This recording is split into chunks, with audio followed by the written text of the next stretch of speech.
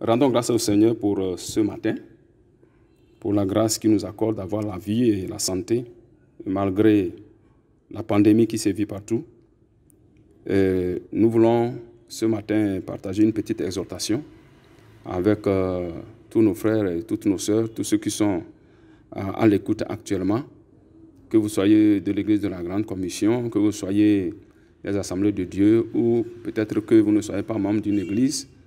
Et je crois que ce message sera le bienvenu auprès de vous et apportera un plus pour votre vie. Avant de prier, nous allons lire un passage dans Psaume chapitre 46, le verset 11. Psaume chapitre 46, le verset 11.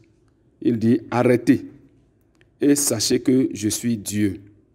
Je domine sur les nations, je domine sur la terre. » Je reprends la lecture, Psaume chapitre 46, le verset 11. Il dit « Arrêtez et sachez que je suis Dieu. Je domine sur les nations, je domine sur la terre. » Nous allons prier. Seigneur notre Père, nous te rendons grâce. Nous bénissons ton nom ce matin pour la grâce que tu nous as accordée d'avoir la vie et d'avoir la santé. Merci pour la vie de chacun de nous. Merci pour nos nations et merci pour la vie de tous ceux qui sont actuellement atteints par la maladie et nous croyons que tu es au contrôle. Que ton nom soit béni, Seigneur. Nous prions pour cette petite exhortation et nous demandons que tu puisses parler à quelqu'un qui est à l'écoute au travers de cette exhortation, que tu puisses guérir le cœur de quelqu'un. Que ton nom soit béni. Au nom de Jésus, nous avons prié. Amen. Alors, le passage nous dit d'arrêter et de savoir que je suis Dieu. Et ici, c'est Dieu qui parle. Et Dieu parle à qui? Dieu parle aux nations. Et Dieu parle à qui? Dieu parle à la terre. Puisqu'il dit, je domine sur les nations et je domine sur la terre. Alors, quand on parle de terre, on ne veut pas parler seulement de la terre, du globe terrestre, mais on veut parler de l'homme. On veut parler de celui qui a été créé à l'image de Dieu. Et nous avons été créés par la poussière de la terre. Et c'est la raison pour laquelle le Seigneur dit qu'il domine sur la terre. Alors, il nous demande d'arrêter et de savoir qu'il est Dieu. Alors, le Seigneur nous dit que nous avons besoin de savoir qu'il est Dieu. Nous avons besoin de savoir qu'il est Seigneur. Nous avons besoin de savoir qu'il domine sur toutes choses, sur les nations et sur toute la terre. Donc Dieu veut que tu saches aujourd'hui, toi qui es à l'écoute, qu'il domine sur toi. Alors pourquoi il dit d'arrêter? Il dit d'arrêter parce que nous sommes trop occupés. Il dit d'arrêter parce que nous l'avons oublié. Il dit d'arrêter parce que nous faisons des choses en oubliant qu'il existe. Alors si nous savons que Dieu existe, nous devons prendre conscience et le craindre. Nous prendre conscience et marcher selon ses commandements, vivre selon ce que le Seigneur a prescrit. Alors, si nous ne voulons pas nous arrêter, lui-même, il va nous obliger à nous arrêter. Et c'est ce que nous sommes en train de vivre actuellement. Vous voyez, tout est arrêté. Le Seigneur a arrêté tout. Même les présidents ne voyagent plus. Des conférences internationales qui ont été organisées ont été arrêtées. Beaucoup d'activités ont arrêté. Beaucoup de personnes se sont arrêtées. Il y a beaucoup de confinements dans des pays, dans des nations. Les gens ne sortent plus pour aller travailler. Dieu nous a obligés à nous arrêter. Pourquoi? Parce que nous l'avons oublié dans notre quotidien. Nous avons rejeté Dieu de nos écoles.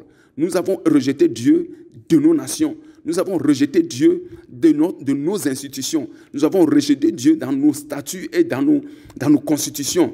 Dans nos constitutions, nous n'avons pas fait appel à Dieu. Il n'y a plus de crainte de Dieu sur la terre. Les hommes ont bafoué Dieu, les gens ont oublié Dieu, les gens ont rejeté Dieu par leur manière de faire. Aujourd'hui, vous allez entendre dire que dans telle nation, on a autorisé l'homosexualité, on a autorisé le lesbianisme, on a autorisé la bestialité. Il y a tellement de choses que l'homme a instituées dans son vécu, à tel point qu'on a oublié que quelqu'un nous a créés et quelqu'un veut qu'on vive selon sa parole. Ça, je parle de l'autre côté, mais s'il faut venir au niveau des églises, au niveau des chrétiens, nous remarquons que même des chrétiens aussi courent, les pasteurs aussi courent, tout le monde court. Nous n'avons pas le temps pour Dieu, nous n'avons pas le temps pour la parole de Dieu, nous n'avons pas le temps pour la prière. Moi-même ici, là où je suis, je voyage beaucoup. Mais il y a de cela 3 semaines que je suis coulé sur place. Je suis obligé de m'occuper de ma maison, je suis obligé de m'occuper de ma femme, je suis obligé de maximiser ma communion avec Dieu. Pourquoi? Parce que je n'avais pas le temps. Nous n'avons pas le temps. Nous courons par ici et par là. Nous courons dans nos affaires. Parce que nous sommes à la poursuite de l'argent. Nous sommes à la poursuite de la gloire. Nous sommes à la poursuite des richesses à tel point que nous n'avons pas de temps pour Dieu. Dieu nous oblige parce que nous ne voulons pas nous-mêmes nous arrêter pour chercher sa face. Nous n'avons pas le temps de nous arrêter pour dire, oh Dieu, qu'est-ce que tu as, quel plan tu as pour nous? Qu'est-ce que tu as pour nous? Quelle est ta volonté, etc. Il nous oblige par coronavirus d'arrêter. Et maintenant de prendre conscience que quelqu'un existe, il domine sur les nations, il domine sur la terre. Alors, nous pensons que nous sommes de nous-mêmes, nous pouvons faire des choses. Mais regardez ce qui se passe dans le monde. Les avions sont à terre, les activités arrêtées. Ceux qui pensent qu'ils sont les plus puissants sont arrêtés. La médecine est impuissante aujourd'hui. La médecine, elle est impuissante aujourd'hui. Il faut l'intervention de Dieu. Et vous allez voir beaucoup de mouvements aujourd'hui. J'ai suivi au Brésil la dernière fois où les gens se sont arrêtés dans les rues, se sont agenouillés pour implorer Dieu, pour demander la grâce du Seigneur Jésus-Christ. Ça veut dire quoi? Ça veut dire que le Seigneur nous oblige à revenir. Mais si nous n'apprenons pas cette leçon, pour que nous revenions à lui, que nous prenions conscience qu'il y a un Dieu qui existe, nous devons abandonner telle manière de faire. Nous devons abandonner telle autre manière de faire. Il faut revenir au Seigneur. Il faut revenir à lui. Un jour, le pire va arriver et ce sera trop tard pour nous. Je crois que ça, c'est juste une introduction pour nous amener à prendre conscience et revenir au Seigneur. Pour les nations qui ont rejeté Dieu, qui ont refoulé Dieu de leurs institutions, c'est le moment d'inviter l'Éternel à venir. La dernière fois, j'ai suivi Trump qui parlait dans son discours et qui disait qu'il faut permettre, maintenant compris dans les écoles officielles, il faut permettre qu'on prêche dans les écoles officielles. Parce qu'entre-temps, aux États-Unis, on avait chassé Dieu. On avait interdit. Il n'y a plus question de prier dans les écoles. Il n'y avait plus question de prêcher dans les écoles. Maintenant, il dit non. Permettez qu'on... Pour les écoles privées, bon, c'est des écoles privées, mais des écoles publiques, il faut permettre que Dieu soit là. Il faut permettre compris. Il faut permettre qu'on enseigne. Je crois que nous devons aussi, dans nos nations, même en Afrique, cette manière de faire est en train d'arriver. Quand on va organiser une convention, on demande une autorisation et donnez-nous les écoles, les salles de classe, etc. Parce que c'est pendant les vacances. Ah, c'est des tracas, c'est des problèmes, etc., etc. Pourquoi? Parce qu'on rejette Dieu. Je parle ici, j'aimerais que si un président de la République, si les ministres m'écoutent, qu'on change de mentalité, qu'on sache que Dieu existe. Alors, comment savoir que c'est notre Dieu qui est en train de dominer? Parce qu'il y a plusieurs dieux. Il y a beaucoup de religions aujourd'hui. Il y a le christianisme, il y a le bouddhisme, il y a l'islam, etc. Mais ce qui se passe aujourd'hui avec l'histoire du coronavirus, qu'est-ce qui confirme que c'est Dieu, notre Dieu, Jésus-Christ qui est au contrôle? Quel est le livre religieux qui a prédit ces choses? Le Coran n'a pas prédit ça. Le livre des bouddhistes, etc., les sectes, etc., n'ont pas prédit ça. Mais dans la Bible, il y a ces choses. Dans la Bible, ça a existé. Et Dieu a prévu ces choses-là qui vont arriver. Ça veut dire que revenir à la parole de Dieu, qui est la Bible, est très, très, très important. Revenir à Dieu est très important. Donc, j'aimerais vous inviter à prendre conscience. Et si vous m'écoutez, vous n'avez pas encore donné votre vie à Jésus, j'aimerais vous dire que c'est Jésus qui règne. Si vous rejetez Jésus aujourd'hui, le dernier jour, vous allez le confesser avant que vous n'alliez en enfer. Vous devez vous arrêter maintenant et savoir que c'est Jésus qui domine sur les hommes et sur les morts. Et tout le monde passera en jugement. Et le jour-là, il sera sur son trône blanc. Et il va juger les morts et les vivants. Il est incontournable. Et donc, j'aimerais vous inviter, si vous n'avez pas encore donné votre vie à Jésus, la Bible dit que Jésus est mort pour vous. Il est mort sur la croix du Calvaire pour vous. Et pour que vous puissiez avoir la vie. Si aujourd'hui vous mouriez de coronavirus, est-ce que vous êtes sûr de voir la face de Dieu? Je parle aux non-chrétiens et aux chrétiens. Même des chrétiens qui ne se sont pas arrêtés, qui ont continué leur vie de péché, qui ont continué aujourd'hui. Vous prenez conscience. Si aujourd'hui vous mouriez, si c'était aujourd'hui, on disait que c'était la fin du monde. Parce que ce qui s'est passé ressemble comme si c'était la fin du monde qui arrivait. Si c'était la fin du monde, est-ce que vous aurez votre place dans le sein d'Abraham au ciel?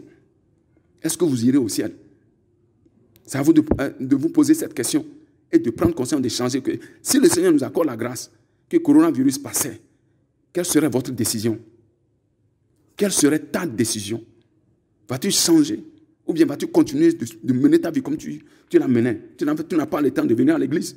Tu n'as pas le temps de prier. Il y a des chrétiens qui ne prient que lorsqu'ils sont à l'église. Ils ne lisent la Bible que lorsqu'ils viennent à l'église. Une fois sortis de l'église, c'est fini. Ils oublient Dieu, ils oublient la parole de Dieu, ils oublient la prière. Mais aujourd'hui, les églises sont fermées. C'est à toi-même maintenant d'être ton pasteur, ton propre pasteur à la maison. C'est à toi-même maintenant de te prêcher à la maison. Les messages que tu avais écoutés, il faut que tu les rumines pour toi-même, pour mieux les digérer et vivre pour toi. Voilà, si cette situation va perdurer des mois, comment serais-tu? Il y a beaucoup de personnes qui vont, après ceci, mourir spirituellement. Et je dis que cette situation, elle sera pire que le coronavirus. La mort spirituelle pour les chrétiens qui n'ont pas l'habitude de se consacrer au Seigneur, d'avoir une communion personnelle avec Dieu.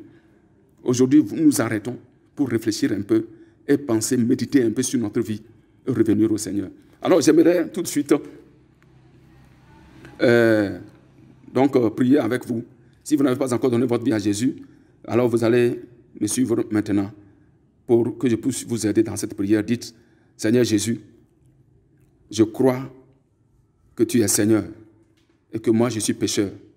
Je reconnais ma situation et je viens humblement devant toi pour que tu me pardonnes mes péchés. Je crois que tu es mort et que tu es ressuscité d'entre les morts. Tu es assis à la droite du Père. Et je remets ma vie à toi pour que tu sois mon Seigneur et mon Sauveur personnel. Pardonne tous mes péchés et donne-moi la force de vivre pour toi et pour toi seul. Au nom de Jésus. Amen. Vous êtes devenus chrétiens aujourd'hui et le Seigneur vous compte parmi son peuple. Alors pour les frères qui veulent vraiment que je prie pour, je vais prier pour vous pour que le Seigneur vous aide à remonter. Seigneur, je prie pour les frères, je prie pour les sœurs qui ont diminué spirituellement à cause de cette situation. Relève-les et permets-leur, Seigneur, de prendre conscience et qu'ils puissent changer pour avoir la vie éternelle un jour. Que ton nom soit béni, Seigneur. Au nom de Jésus, nous avons prié. Amen.